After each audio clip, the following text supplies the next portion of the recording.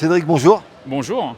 On va parler avec vous de votre construction, une construction Lego, on le rappelle, nous sommes à Nova Brick à Saint-Chamond et vous, l'originalité, c'est que vous avez fait une construction de Notre-Dame, mais pas Notre-Dame finie, Notre-Dame en travaux. Alors, il y a une histoire derrière cette construction. Ouais, en fait, j'ai eu l'occasion et la chance même, je dirais, de participer au chantier de reconstruction de Notre-Dame en tant que chef de projet pour le lot électricité, dans le cadre d'un mécénat réalisé par mon entreprise. Et donc, pour partager ce moment avec les gens et avoir des échanges justement dans le cadre des expositions, notamment celle de Nova Brick, j'ai voulu le reproduire en Lego. Vous êtes déjà passionné de Lego. Oui, je suis passionné de Lego. Je me suis replongé dedans depuis à peu près une dizaine d'années. J'ai eu l'occasion de faire la saison 3 de Lego Master. Voilà, et là, pour le coup, quand la passion du Lego rejoint la passion professionnelle et qu'on peut en faire quelque chose de commun et avoir un échange avec les gens, c'est un côté qui est extra, quoi. Vous disiez dans le cadre de votre métier, vous êtes retrouvé donc au cœur du chantier de Notre-Dame. Tout de suite, vous avez pensé à, allez, ce que je vois là, je vais le mettre en Lego. C'était une évidence pour vous. Alors en fait, au début du chantier, non, parce qu'on était vraiment la tête dans le guidon pour tenir les délais. Mais en cours de chantier, en fait, on a appris que Lego allait sortir le set de Notre-Dame. Et du coup, quand j'ai appris que le set de Notre-Dame allait sortir, forcément, là, c'est devenu une évidence qu'il fallait que je fasse quelque chose avec. Et beaucoup de gens l'ont fait reconstruite, ont fait le quartier, etc., tel que c'est maintenant ou tel que c'était avant. Et en fait, moi, mon but, c'était vraiment de le faire tel que je l'ai vécu, tel que je l'ai ressenti, avec toute l'émotion qu'il y avait, pour qu'on puisse échanger justement avec les gens, qu'on puisse discuter des différents, des différents travaux qui ont été réalisés, des différents corps d'état, de ce qu'on a pu vivre sur le chantier. Voilà. Alors, ce qui est impressionnant lorsqu'on regarde votre construction, alors, sont les grues, même les bâtiments, la fumée même qui sort des cheminées. Et ça, c'est juste impressionnant. C'est tout 100% Lego, 100% briques danoises. Oui, tout à fait. C'est du 100% Lego. Après, il y a juste une petite subtilité, mais bon, les gens ne le voient pas parce que le Lego, c'est un côté magique. La Notre-Dame qui est proposée par Lego, elle a l'échelle 1 350e. C'est très très difficile de construire à cette échelle-là pour donner du détail, donc il faut être assez minimaliste et essayer de donner de l'intention. Et en fait, les personnages que j'ai mis sur la scénette, eux, sont à l'échelle 1/100e. Donc il y a un rapport d'échelle qui n'est pas correct. Mais comme l'intention est là, les gens s'y retrouvent. Et c'est la magie en fait de cette petite brique, c'est qu'on peut donner de l'intention et reproduire des choses. Et les gens le comprennent très bien. Malgré tout, comme certaines scènes de mon diorama ne sont pas forcément très lisibles, notamment la partie des containers, en fait, ce que j'ai fait, c'est que j'ai mis une vue aérienne du chantier pour bien montrer aux gens que c'est bien ce qui existait, parce que certains me disent « on n'a jamais vu ça sur le chantier de Notre-Dame, il n'y avait pas… » En fait, si, ça se voyait, mais ça ne se voyait pas de l'extérieur, parce que tout était bien masqué pour les touristes et pour les Parisiens qui passaient autour. Mais nous, on l'a vécu de l'intérieur, et donc ce que j'ai voulu, justement, c'était montrer ce que nous, on a vécu, quoi. Voilà. Des conteneurs de matériel, forcément, et puis un hôpital. Alors, un hôpital un petit peu spécial, quoi. Oui, alors le surnom d'hôpital, c'est le surnom qu'on donnait chez Schneider à l'endroit où étaient rénovées en fait les gargouilles. Moi j'ai appelé ça l'hôpital des gargouilles parce que la première fois que je suis rentré là-dedans, j'ai vu des gens avec des poinçons, avec des burineurs, etc., travailler de la pierre et faire des œuvres d'art avec leurs mains. Et en fait, ouais, c'est quelque chose qui nous a marqué. C'est aussi pour ça que j'ai voulu parler de cette époque du chantier où il y avait encore l'endroit entre guillemets qui avait été mis en place pour réparer les pierres, qui petit à petit a été, démonté parce qu'après on a redonné de la place, on a réouvert le parvis, etc. Donc là on est vraiment avant que le parvis soit libéré et rendu aux Parisiens. On est vraiment dans la phase avant où on avait encore les pierres qui étaient travaillées, les charpentes, etc. Voilà. La journée sur place, donc dans la cathédrale, comment on fait? On a un bloc-notes, on fait des schémas, on prend des photos pour pouvoir reproduire après en Lego. Alors, on n'avait pas trop le temps pour imaginer qu'on allait reproduire en Lego, mais des photos, on en a pris énormément, forcément. C'est des photos qui sont restées confidentielles parce que le chantier avait un petit côté un peu secret et on ne voulait pas non plus que tout arrive sur les réseaux sociaux, donc on a gardé les photos pour nous. L'idée aussi, après, c'est beaucoup d'imagination de ce qu'on a vécu et de ce qu'on avait dans la tête. Après, c'est de la documentation avec des vues aériennes, avec du Google, avec des choses comme ça qui nous permettent de retrouver des vues au bon moment. Et j'avais fait des captures d'écran de l'époque pour avoir les bonnes vues, les bonnes informations. Et après, il y a un petit peu une touche de fantaisie et d'imagination forcément parce que ça reste un jeu le Lego et même si on veut donner l'intention de quelque chose d'historique, il faut garder ce côté ludique derrière et pas tomber dans quelque chose qui soit trop strict. Donc voilà, donc l'idée c'était d'essayer de faire un mix de tout ça et puis d'essayer de d'avoir les moments importants en fait. C'est-à-dire les grues de chantier qu'on a utilisées, les charpentes que l'on a vues, la pierre. J'ai même mis un petit camion vert avec le transformateur qu'on a livré avec mon entreprise pour le clin d'œil pour les collègues qui connaissent. Et voilà, l'idée c'était d'avoir un petit peu ce genre de choses-là pour que les gens se rendent compte. Il y a des private jokes quelque part pour les initier à certains endroits. Mais voilà, il faut que ça reste lisible. Et encore une fois, à cette échelle-là, c'est très très compliqué de rendre une scène lisible. Cette construction, c'est une image figée du chantier, on peut dire un petit peu ça comme ça. C'est à quel moment 1 an, 2 ans, 3 ans après l'incendie? Alors on est à une époque, on va dire, où on a fini la partie de nettoyage, de sécurisation de la cathédrale. Et on est, on va dire, courant 2023, grossièrement entre 2023 et début 2024, sur l'année 2023.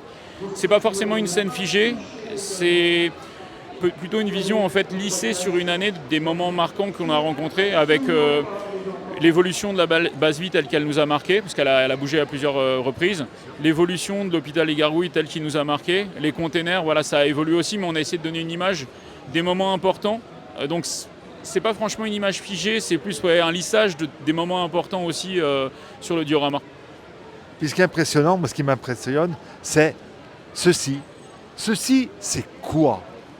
Alors en fait, quand Lego a sorti la cathédrale Notre-Dame, je pense que ça doit être quelque chose comme mi-2024, je pense à peu près. En fait, on m'a informé que la cathédrale allait sortir en Lego, puisque je suis fan de Lego, puisque sur le chantier, les gens le savaient. Et du coup, je me suis empressé de l'acheter. Et quand on a fait la dernière visite de chantier du président, fin novembre 2024, en fait, j'ai amené ma notice et j'ai demandé à tous mes compagnons d'entreprise et à tous mes compagnons des autres entreprises avec qui j'ai travaillé, tous les gens que j'ai croisés, tous les gens qui m'ont marqué, du simple compagnon, entre guillemets, à des personnes beaucoup plus importantes, comme par exemple Philippe Villeneuve, l'architecte en chef, je leur ai demandé de me dédicacer ma notice. Voilà. Et en fait, mon regret à ce moment-là, fin novembre, c'est que Emmanuel Macron est présent, c'est que je tente de lui donner ma notice, mais il y a énormément de monde et que malheureusement je ne peux pas lui faire signer. Ça reste le président de la République, donc c'est quand même super important pour moi d'avoir la possibilité d'échanger avec lui. Mais malheureusement, ça ne se fait pas. Et parce qu'il y a quand même une fin heureuse. Oui, en fait, par la suite, j'ai eu la chance d'être honoré en tant que compagnon parmi les 100 compagnons qui ont été honorés. Donc la cérémonie a eu lieu à l'Élysée. Et lors de cette cérémonie, j'ai demandé à ma fille d'emmener la notice avec elle. Parce que pendant la phase de décoration, ça n'aurait pas été très justifié, très approprié. Et donc ma fille amène la notice, elle l'a avec elle, et elle me la donne une fois que la cérémonie est terminée et que tout le monde est là. J'ai d'abord croisé le Premier ministre, à l'époque c'était François Bayrou, donc qui bien gentiment a échangé avec moi pendant une bonne dizaine de minutes. On a beaucoup parlé du chantier, il m'a dédicacé ma notice.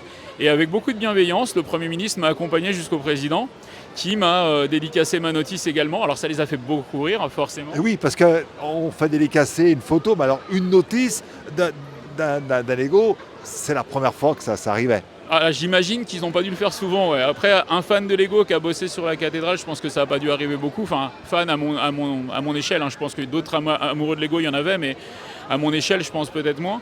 Et du coup, j'ai eu l'occasion de la faire dédicacer donc, par le président. J'ai eu Madame la ministre de la Culture, Madame Dati aussi par la suite. Et j'ai fini par Philippe Jost, parce que ce jour-là, Philippe a été décoré de la Légion d'honneur, mais à une échelle beaucoup plus importante. Je crois que c'est commandeur de la Légion d'honneur qu'il a été décoré ce jour-là. Et du coup, j'ai voulu lui faire signer la notice à ce moment-là pour le petit clin d'œil. Et du coup, voilà, j'ai une notice avec plein de signatures dessus, totalement gribouillée en fait par tous les copains et toutes les personnes qui ont travaillé avec moi. Mais du coup, pour mes vieux jours, quand je la reconstruirai, je pense que ça sera de très très beaux souvenirs. Ça, c'est la notice telle qu'on pouvait la trouver, vous voyez, donc la cathédrale terminée. Combien de pièces sur cette construction? Ça, c'est une bonne question. Je pense qu'il doit y avoir quelque chose comme 2000 pièces à peu près, je pense. Je l'ai pas en tête, hein, je ne connais pas le nombre de pièces exact, mais je pense que ça doit être à peu près 2000 pièces sur la cathédrale en microscale comme celle-là. Ça, c'est la notice terminée. Bon, la cathédrale terminée. Vous, c'est pas la cathédrale terminée, donc plus de pièces, moins de pièces, vous disiez, vous avez rajouté des conteneurs, donc combien de pièces?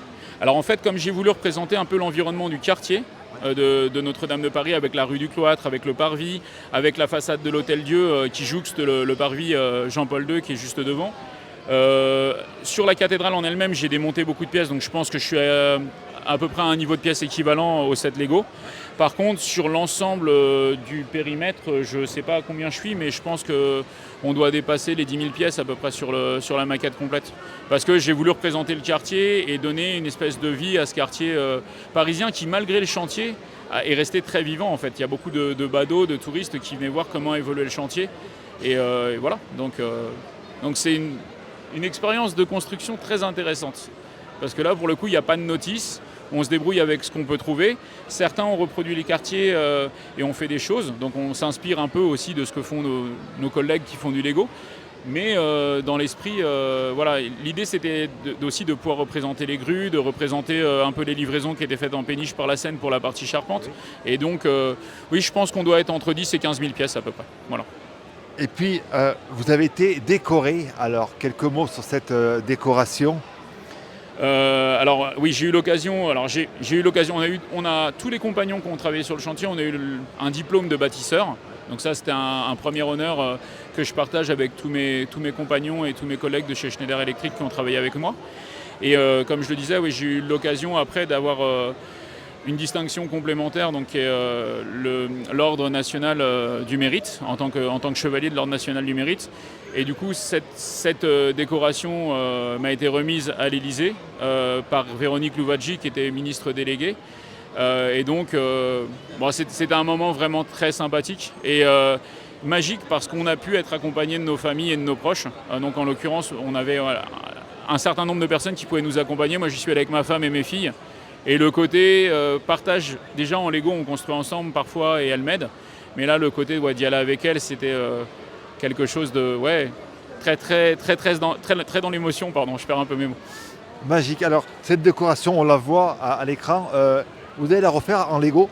Alors ça, c'est comment dire, la médaille du bâtisseur qu'on a eu. J'ai pas amené l'ordre du mérite ici parce que je pense que ça reste une médaille importante et que j'ai beaucoup de respect pour ce genre de médaille. J'ai pas voulu l'emmener sur l'exposition Lego, donc j'ai plus ramené des photos ou des choses comme ça.